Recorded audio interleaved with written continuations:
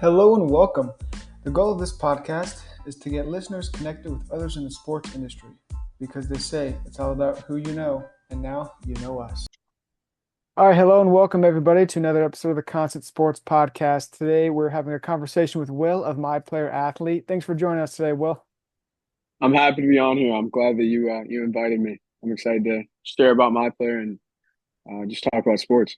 Yep, let's do it. And really, during the course of this episode, we're going to talk about the entrepreneur journey of Will. He's the founder of My Player Athlete, and that is a NIL company revolutionizing how athletes build personal brands. So we'll discuss the company's humble beginnings, its unique approach to empowering athletes through the custom merchandise and branding sector, and building brands for college athletes through the concept of NIL that has been taken over the sports world the past couple of years. So, Will, let's just kick this thing off here. And as a college athlete yourself, you decided to launch a business, obviously with My Player Athlete. So, just take us down the rabbit hole of what inspired you, how you came to be with My Player Athlete. Yeah, yeah, I would love to. It's a long story, but I'll try and keep it as short as possible. Yeah, I mean, I got the whole scoop of NIL. I wrestled Division 1 at Ohio University, and then I ended up transferring wrestling Division 3. So I kind of got the view of how it is to be a Division 3 athlete with NIL, and then also how it feels to be a Division 1 athlete through NIL. And being a wrestler, you're not getting the craziest deals or big NIL stuff thrown at you. So it's just cool to kind of see us trying to help athletes like that. But yeah, I started this back in November, 2023. I came home from Ohio University. I had a not the best semester, school wise, and just decided to come home, take a semester off and kind of figure out what I was going to do with my life and if I was going to go back to wrestling in school.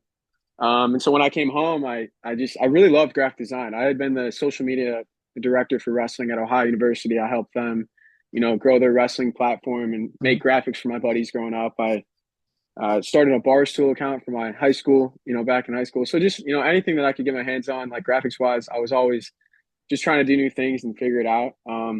And I came home and I was just really bored. I went from wrestling twice a day with, 12 of my teammates around me all the time to sitting on my couch with my mom's like out in the living room on a Zoom call for work. So it was a big change for me, doing school online and not wrestling every day. So it kind of mentally was not I wasn't in the best place. And I just wanted to find a way to get back to connected with sports and to also, help athletes and try to do something where I, having fun every day. That was the main goal, is to do something that Mhm. I enjoy doing.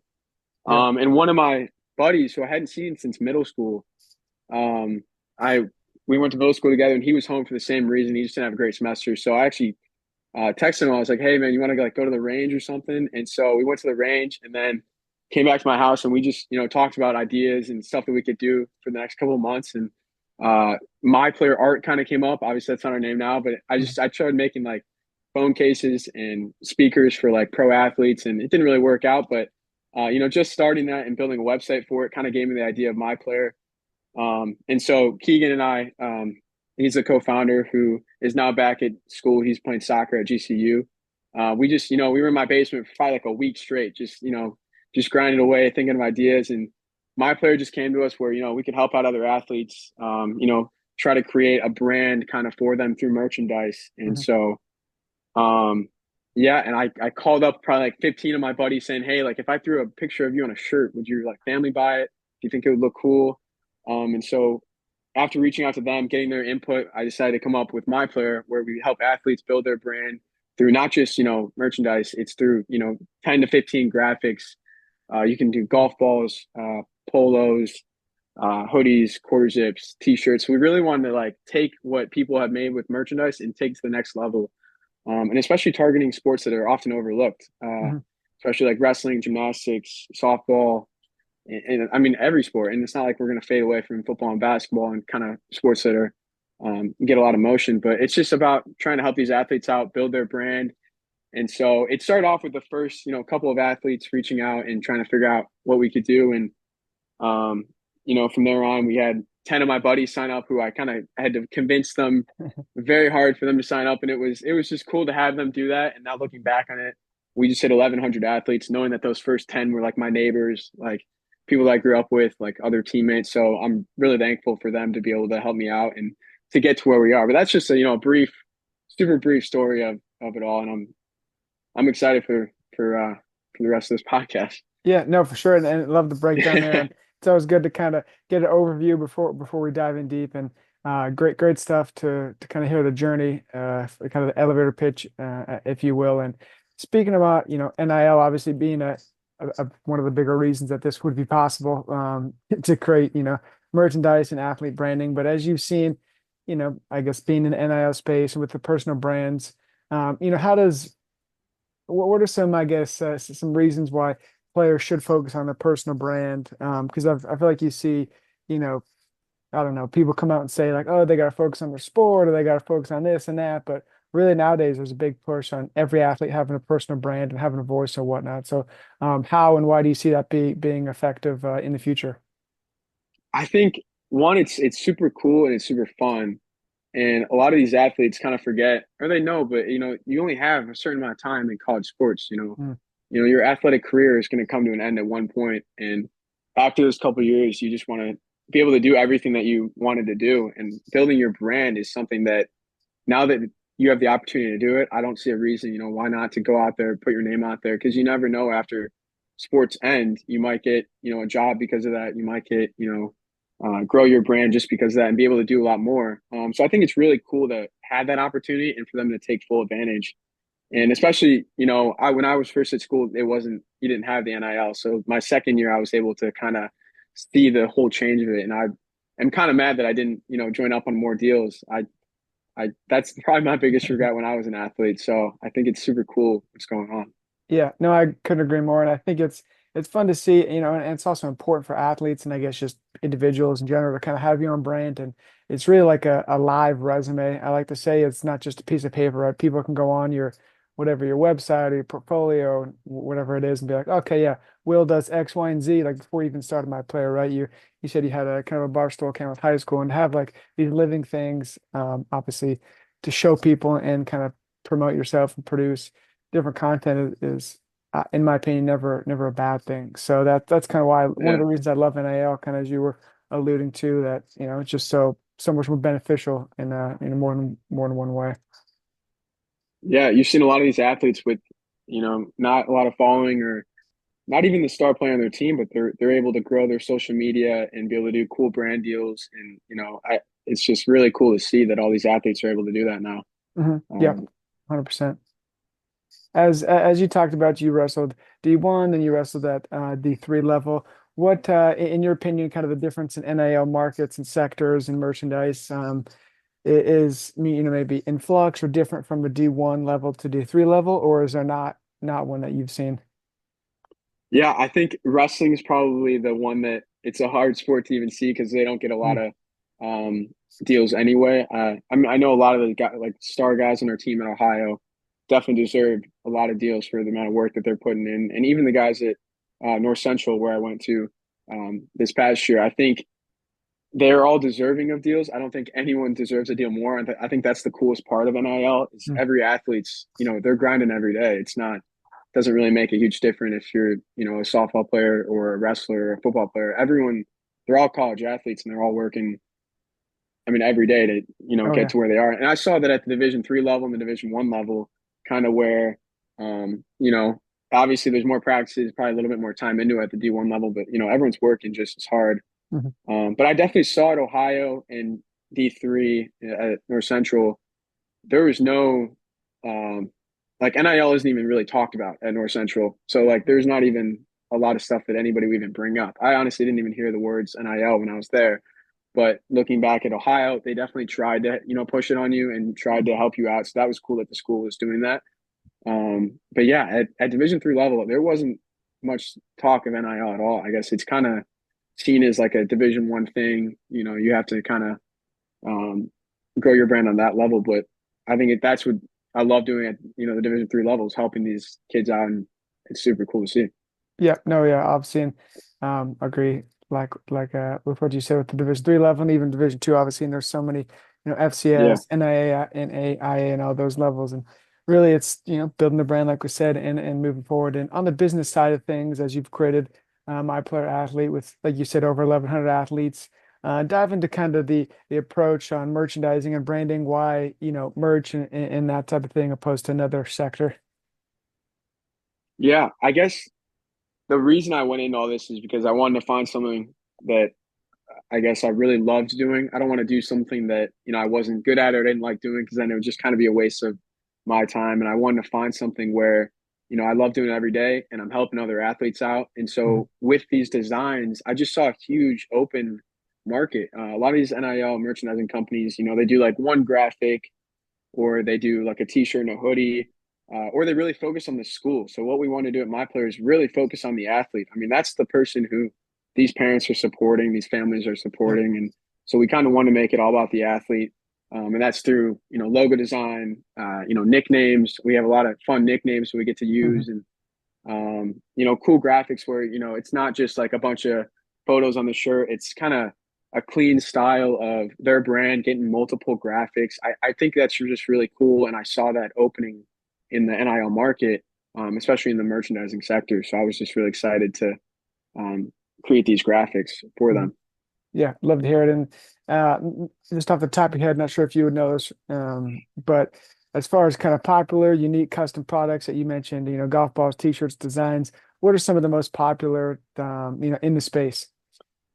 Yeah. So I mean, it's definitely t-shirts are number one. I mean, Mhm. everyone just wants a t-shirt, but we have a lot of golf balls sold. I mean, it's fun to see, your kid or your roommate even or your cousin with their face on a golf ball. So I think that's just super fun that we can do. And then hats are really popular.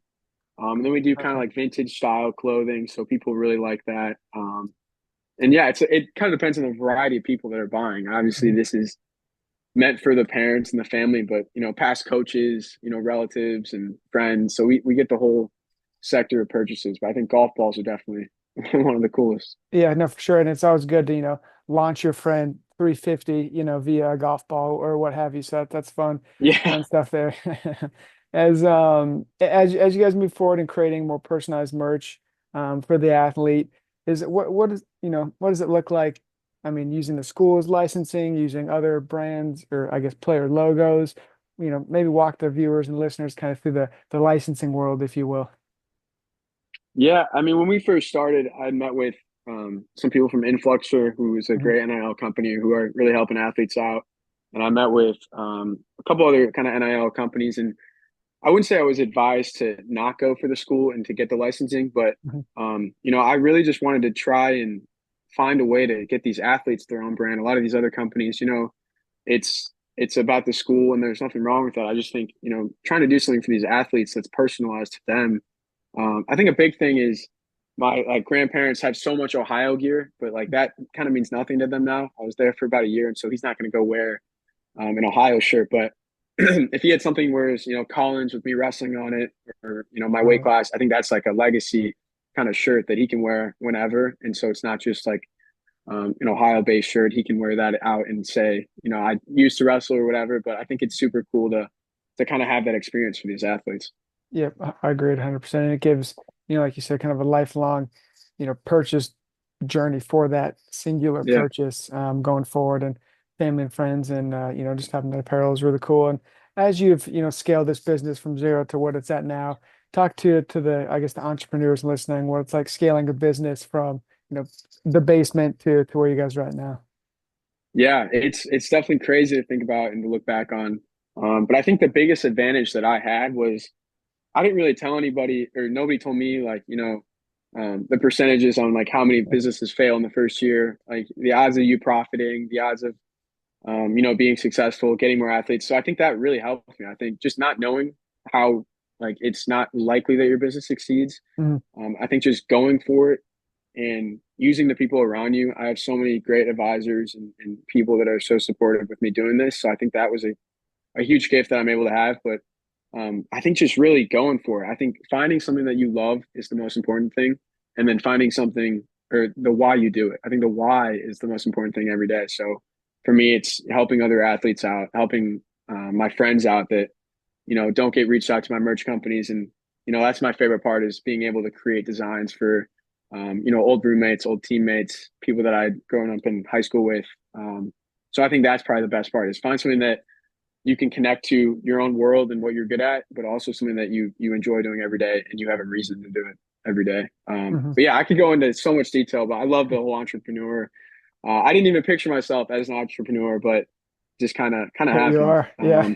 Yeah, Is well, and yeah, that goes to show, kind of building the community and fostering those relationships between, family, friends, like you said, old friends, right? Old acquaintances and things like that. They're all kind of full circle moment there. And as you see the NIL space evolving here in the next few years, and obviously not just NIL, but pro athletes and whatnot, what trends do you see in the merchandise space moving forward?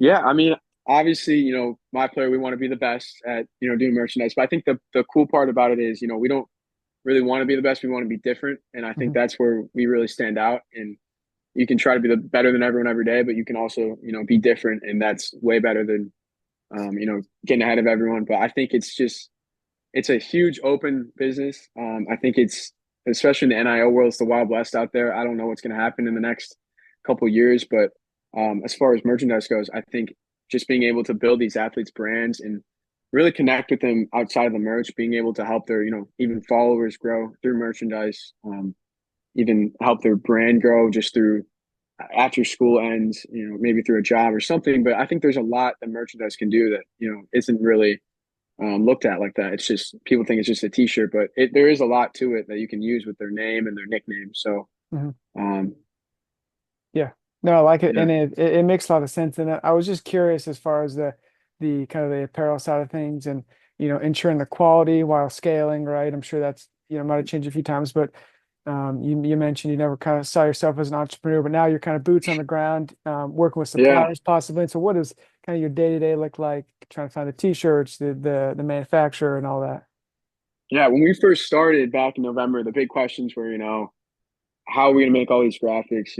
What are we going to put them on? Like, what are we going to put the graphics on? So, Mhm. reaching out to manufacturers that first couple of weeks, finding the right people to do that, having high quality material. Because at the end of the day, revenue can go up all the time, but if you don't have happy customers, it's not gonna be sustainable. It's not gonna continue going up. So the most important thing is keeping the customers happy, and that's through the best apparel that we can find and that we can use, and then also the graphics. We pride ourselves in having the best graphics in the game, and I think that's one thing that we want to keep going moving forward. Um, but as far as the apparel goes, we've definitely had some hiccups here and there. Finding the right quality. It's hard. I mean, just trying to Oh yeah. figure out if you want to use a thin hoodie that costs like a certain amount of money or a thicker hoodie, if you want the sleeves to be like 1.5 inches or like 1.4 inches. So there's so much that I had never done before in my entire life. And the amount of clothing, every time I go to the store now, like even at like Feeling Dick's everything. or something, I'll go look at the tag and see what the material is or like what the brand is. And everyone's always like, what are you doing? But it's like kind of just, I love doing that just to see, how can we make our material better every day? How can we find something that, is affordable that we can use, but also, high quality and the graphics showing up in the shirt's also super important Mm. that it looks good because that's a whole nother thing. You could have great quality material, but the graphic is faded after washing or it's kind of peeling off. So as a startup, that was definitely one of the big things that we wanted to figure out quickly, and our team has done such a great job doing that and moving every day to a different hoodie maybe or a different shirt. So we've been really lucky with that. Yeah, well, and as you said, it's figuring out what type of shirt, type of clothing, what type of lengths, and those are all things that you kind of learn on the fly, but also you need to learn fast, obviously for your, Yeah. customer base and things. So as you've kind of started this out, this journey, like you said, the past year or so, what are some things that, maybe caught you off guard or some of the new kind of business concepts that you were quite ready for, like you mentioned a little bit with the sleeves and whatnot, but that you've kind of had to, become I guess proficient in that you didn't see yourself. Yeah, I mean, I definitely didn't see myself as a business person. I saw myself as an athlete, and that was a big change. But I had probably two or three business classes in college, so I wasn't, I didn't come into this knowing everything or barely anything. I think uh, a lot of the people that I'm meeting with through, people that are helping me out through this, advisors and all that, Mhm. they've been so helpful with giving me books to read, giving me ideas or, meetings, just going to a meeting and talking to someone about their company or my company or how we can help them, how they can help us. I think that was just already a learning experience right there. I've never, sat down, done a business meeting. So I had to find a way to go into those in my own headspace. So I'm able to kind of look for what I'm getting out of it. And then also, try to help them out as much as possible. But right from the beginning, I think everyone always says, the first step is just get the LLC. That's like the hardest step. They're not lying. I mean, that is the hardest step. I think I had no idea what I was doing. So trying to get people to help me with that. And then once I figured that out, then it was, building the whole website, and I didn't have, a whole team to do this. It was just me and Keegan didn't really know how to build a website. He had gone to a couple business classes too. So it was learning together, trying to figure out what was going on and how we can make this thing into something big. But every day I'm learning a million things. So it's so fun. And, um, I'm not saying school's not important, but I think I've learned a lot more this past year with some real world experiences Mhm. rather than sitting in a classroom. So I think that's really cool that I'm able to do that. But yeah, the LLC, business insurance, taxes. I mean, there's everything. You think it's just like you put the graphic on a T-shirt, go sell it. There's a lot more um, to everything. Getting the athletes, looking for partnerships, ads, and marketing. And but that's one thing that my player is super. We've only spent probably a couple $100s on marketing to date. I mean, we really like the factor of word of mouth. I think Mhm. we don't want to lose that coolness factor. So we just want someone to see the shirt and share it with their friends or family. I think that's kind of leads to a lot of our success is we didn't want to push a bunch of ads in anybody's face or really do a lot of marketing. I think just being able to help these athletes and then when their teammates see it or whoever sees it thinks it's cool. And so that's kind of where we wanted to move. Yeah. Right. Well, and obviously smart move there, but with merchandise, you got certain athletes wearing, Mikey or whatever basketball. I Yeah. mean, it kind of speaks for itself. Like that is the ad essentially, right? That is the marketing campaign when the players are wearing it, and then everyone's saying, "Hey, Jimmy, where'd you get that shirt?" And then yada yada yada. So yeah, smart move there. I love the word of mouth, and that's obviously, when it comes from, personal experience, someone saying like, "Oh, I enjoy this," right? That's gonna go a lot further than just scrolling on Instagram and seeing an Yeah. ad or doing that whole deal. So as you guys continue to grow, like you said, with you and your team, are there any new projects or expansions that you're looking forward to, to kind of evolving the company and growing? Yeah. I mean, we're always looking to do new stuff every day. I think the big thing for us is to always stay consistent and to become the highest level of what you're doing every day. So if that's, our drops that we do every day or working with these athletes, that's our top priority. And then I think the big thing is up until this day, or probably this day 2 months ago, I had done every single graphic myself in my basement or my garage or Yeah. sitting in the car. I had another job, so sitting at work or even at the gym, I would just be sitting there on my phone or my computer doing graphics all day. So that was the number one priority of how can we figure out a new way to do this where I'm not, taking off a couple years of Full-time my life graphic. just from some. Yeah, yeah. I definitely lost uh, a couple of years of my life just from sitting there doing graphics. But the big thing for us was, find a way to get other designers involved to continue the brand, but also keep the graphics as cool as possible. And so we've kind of built out a team of designers who are like amazing. They've been unbelievable these past couple of weeks, and just being able to work with them every day is probably my favorite part. Being able to help these other designers out, and they're all working other jobs or they work with a other NCAA school or something like that where they have like 20 hours in a week that they can do this. And I think it's super cool because one day you're working with a tennis player from Texas and the next day you're working with a wrestler from like Edinburgh. So it's just super cool that you can work with all these athletes, make graphics for all of them. And I don't think any other jobs really give you that option to, grow your style of graphics and to be able to do that. But other projects, I guess, we're not scared to go for some big time athletes. I think working with the lower level athletes and big time athletes is probably the best thing in the world. You can work with all the Division 3 athletes every day, and then the next day you work with a pro athlete. So we're not Yeah. scared to go for a pro athlete. I think we're excited for whoever wants merch. We'll make merch for them. So that's also another thing. Um, yeah, and I guess there's some other stuff that we're working on that we're really excited about that hopefully I can share about in a couple of weeks. But just staying consistent and making sure that we're doing everything that we can to stay on top of everything and keep our graphics to the best they can be. Yeah, love to hear it. And as as you continue to grow with the amount of athletes you on board and the team continues to grow, what I guess staying true to your core mission and your why is important, obviously, but when you're scaling, obviously that becomes more increasingly difficult because you have more hands on deck, you have more people to take care of. So, as you continue to grow, the company, grows as well. How do you plan on kind of staying true to the mission, of your company, empowering athletes at every level, and all that?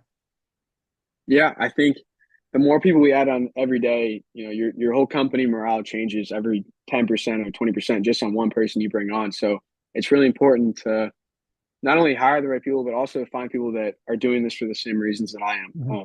Mhm. I think the reason I'm doing this, or I know the reason I'm doing this, is to help out other athletes. And it's hard to do that if somebody else's goal isn't to do that. So, we do morning meetings, weekly meetings with our whole team, and it's crazy to think that I'm helping out all these other people be able to do this because back in like 6 months ago, it's just me and Keegan sitting in the basement. So it's super fun that I'm able to help these other amazing employees be able to work on this kind of stuff every day and also have the same reason that I'm doing it. It's just that's kind of the main goal. And to be able to keep this, I think it's just every day remembering that, these athletes are the most important thing of the drop. So you're making sure that their graphics are the best. You're making sure that their clothing gets laid out the right way. They're making sure their collection page looks good.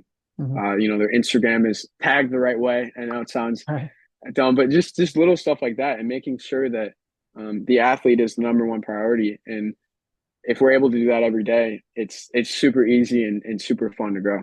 Mhm. Well, yeah, no, and it kind of, speaks to the concept of getting the right people on the bus, right, and making sure it's going Yeah, in the right direction as you build the company and also onboard athletes and all that good stuff. And as we kind of start to wrap up here, what are your thoughts for and advice for athletes and entrepreneurs that are kind of in a similar journey or want to go down a similar path as you? I think the biggest misconception that I had was, the bigger we get, the less work I do. Like the bigger we start to scale, like the less hours I'll take off my week. But totally wrong about that. I think just knowing that it's a grind every day. You wake up prepared to work as hard as you can. Mhm. And, if the work's not done at the end of the day, it's kind of on me. We could have as many employees as we want, but at the end of the day, everything's on me. So I got to remember that. And I think for aspiring entrepreneurs, some days are going to be amazing. Some days are going to be rough. So you just got to remember, keep driving through those days. And I think the biggest thing for me is I've definitely failed a bunch of times. So just, failing over and over, it's going to be, I'd rather fail when I'm, 19, 20, 21, 22 years old than when I'm older, I can be able to look back on it and have experience in that area.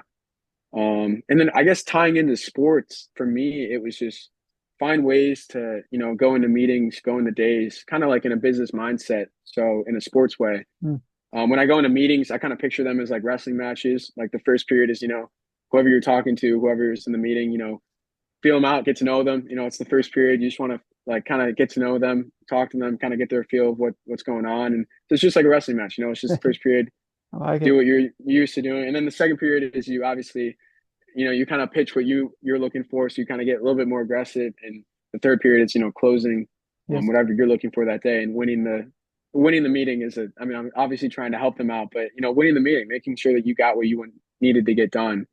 And also growing my team. I think it's big to think of it as in a sports way, kind of being a coach.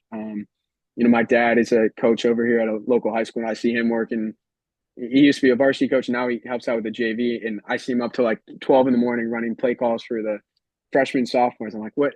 That's crazy that you're going through like an NFL coach. So that's super motivating for me to see him doing that and then be able to tie all my sports background um, being able to do this. It's kind of like building a team. I mean, you have your goal. It's just like winning a Super Bowl.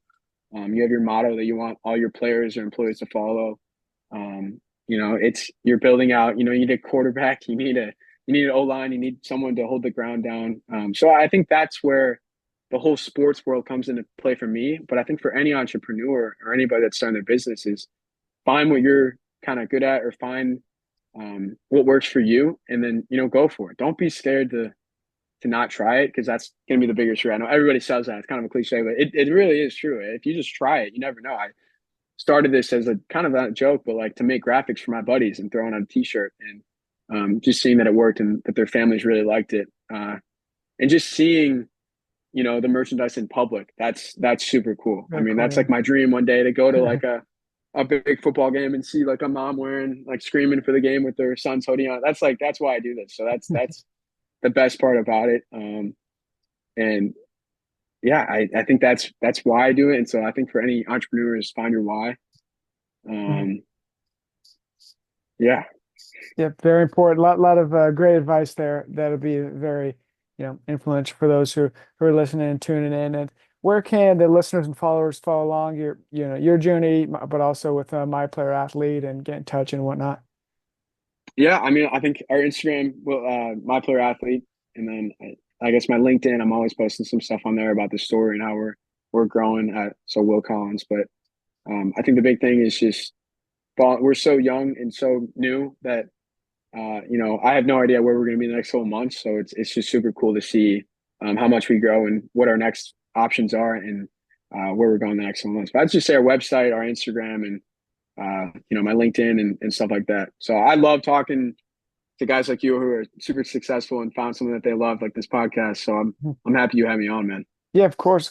And it's been a great discussion, chit-chatting about sports and business and things like that. And so for the listeners and viewers who are interested in chatting with Will and also, keeping tabs on My Player Athlete, we'll have the links and all that in the bio and descriptions of things. And before we go here, Will, any last parting words? I mean, I just say I thank you to all the people that have helped me. I know it sounds more, but I really do thank all the people that helped me, like advisors and family members. So I'm just really excited for them to help me out and to be able to grow this thing to the moon. I think any athlete out there, we're open to working with you, and I really do enjoy growing your brand and helping you out. And um, you know, it's not like just some random company doing this. Like we're a bunch of college athletes who really want to help you out, and we've been in the same position at every level. And all these graphics are made by hand, so we're working hours and hours to get these graphics done. Yeah, I mean the first 700 athletes were done on my iPhone, so just being able to say that we don't have to do that anymore is super cool. But yeah, I just appreciate you having me on here, and I'm really excited for the next couple of weeks with all these athletes. Yeah, of course. And thanks for joining us today. And for the listeners and viewers, this has been another episode of the Constant Sports Podcast. We had Mr. Will Collins on today from My Player Athlete, and we learned about his journey creating a business, scaling it, and taking over the merchandise world. So thanks again, Will, and we'll see you guys next week.